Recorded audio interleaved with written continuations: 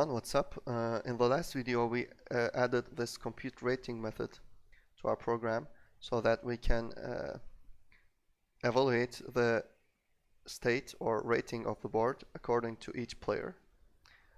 And in the next video we are going to start building our alpha-beta-pruning algorithm.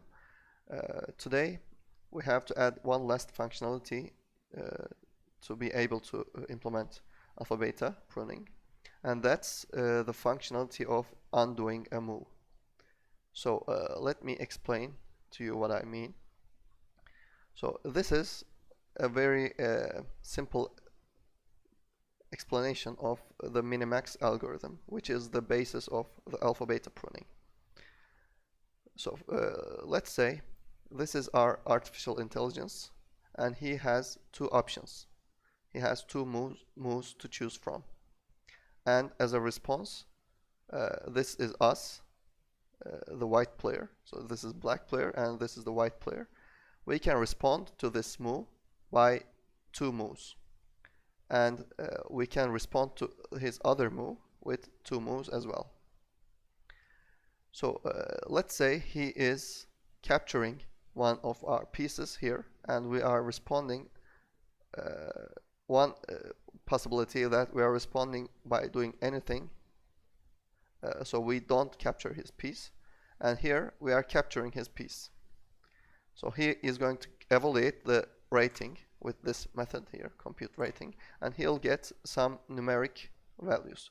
So his rating will be 5 if he makes this move and we respond with this move, and he will get 3 if he makes this move and we respond with the other move, and the same applies to the other branch.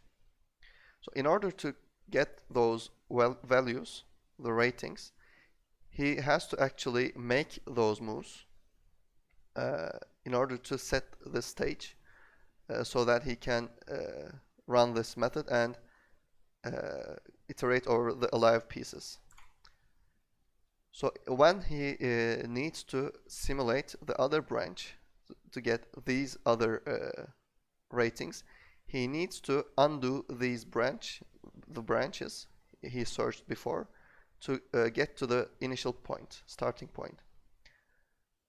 So I'll get into much more detail later, but this is why we have to add a functionality to undo the chess moves. So let me close that, and let's go to our chess player class, and we are going to add our new undo method here right under this make move method. So public void undo move chess move. Essentially we are going to take back all that we did inside this make move method and restore the state. So let's start by getting some references from this move object. So it has 3 fields: initial square, target square, and target piece. So let's get back those references. Square, initial square is equal to move get initial square, and target square is equal to move get target square. And we have to get the target piece, move get target piece, and lastly we have to get the moving piece here. So earlier in the make move method it was the piece on the initial square, but now it's going to be the piece on the target square, because we already made the move and the moving piece went from the initial square to the target square here. So the moving square or moving piece is equal to target square get piece. Alright, so we have acquired our all the references we need. Now let's undo this method. So first of all, the moving piece will change its square. Set square will be the initial square. So the square where he was initially. And then the initial square will be updated with the moving piece. So they all point to each other. So moving piece knows about his square, and the square knows about its piece. And then the target square will be updated with the null piece,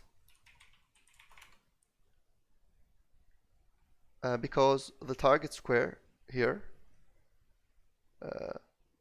is now emptied with the moving piece. So there are no pieces no more, unless actually there was a target piece. So if the target piece is not null,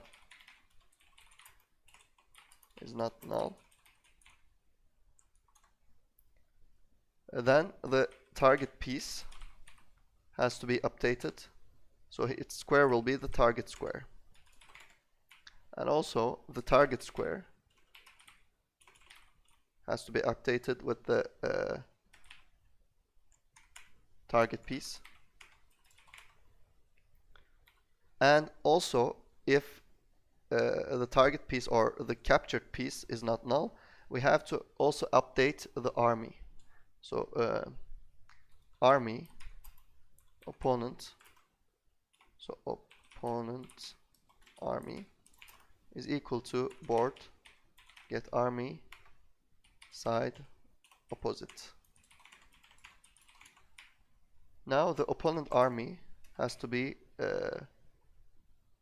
updated, so we have to add a new method to our army class, which is called revive piece, because this piece is going to be inside the dead pieces list.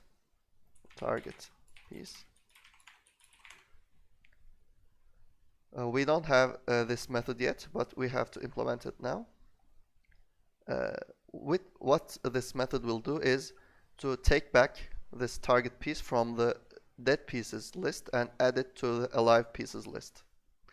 So let me open up this army class, and here we have to add a new method called revive piece, public void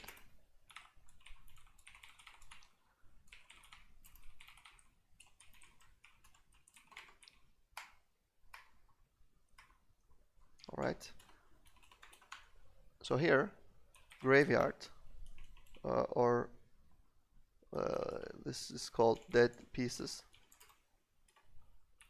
remove piece, and alive pieces,